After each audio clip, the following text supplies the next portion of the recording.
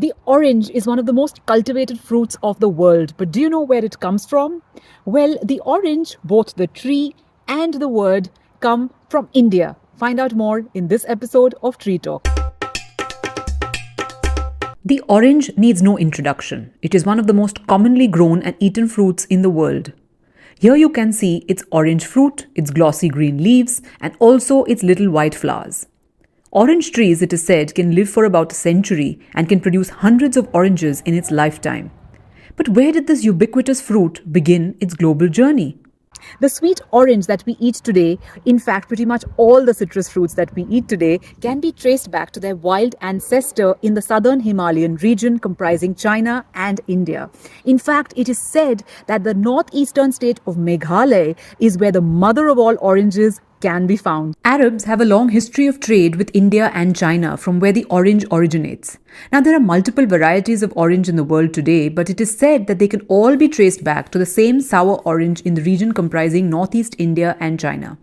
The orange reached the West through Arab traders. The Arabs who conquered and ruled Spain and Portugal planted groves of citrus fruits in the Iberian Peninsula.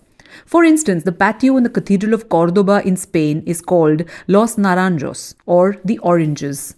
The Arab traveller Ibn Battuta mentions exceptionally tall orange trees in the Mosque of Malaga.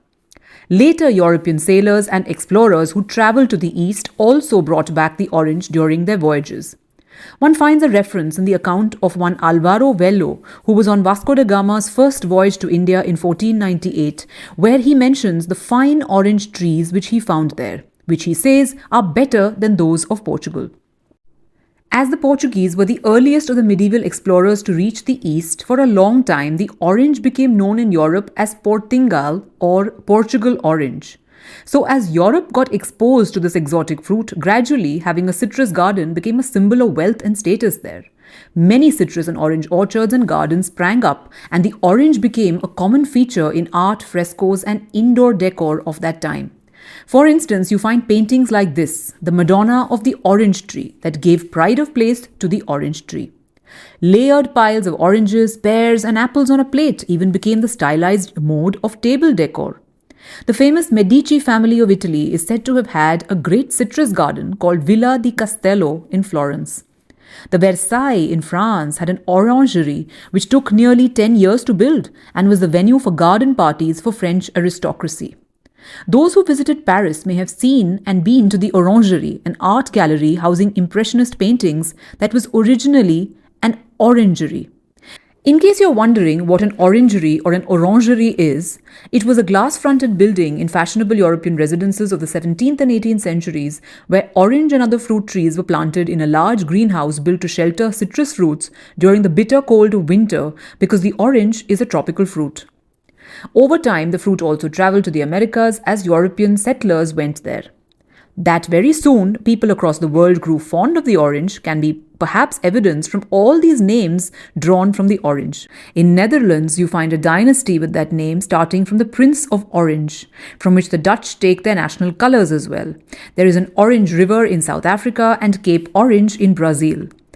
But talking of that age, which is often referred to as the age of exploration, orange fruits with their high vitamin C content played a key role in tackling a serious problem sailors had called scurvy, that was caused by the lack of vitamin C. Once this became known, orange trees were planted all along trade routes and quickly spread along West Africa all the way to the Azores Islands. Why, the West even found it so exotic to include it in nursery rhymes like oranges and lemons sold for a penny. There's also a Flemish fairy tale of a prince who goes searching for his bride inside a magic orange. And The Bee and the Orange is a fairy tale from 17th century France where the hero ultimately becomes a tree for the sake of his beloved princess who has turned into a bee. And then of course you have juice. Although orangeade didn't quite take off as its other citrus friend lemonade, orange juice is today perhaps one of the most packaged drinks in the world. And some years ago in the US, where companies came up with clever marketing gimmicks, the Florida Citrus Commission, it seems, had once issued a slogan that read, "A day without orange juice is like a day without sunshine." Pretty much like an apple a day keeps a doctor away, isn't it? Was that a marketing gimmick too? Well, who knows? Let's find out in another episode sometime later. Subscribe to stay posted.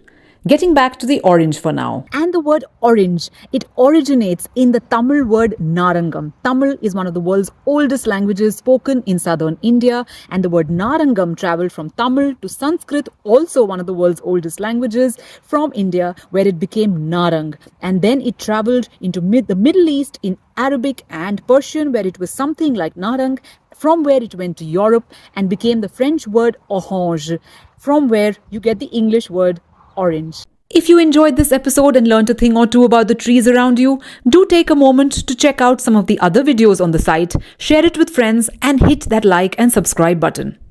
So the next time you enjoy a juicy sweet orange, know that it has come a long, long way from its wild ancestor all the way in India.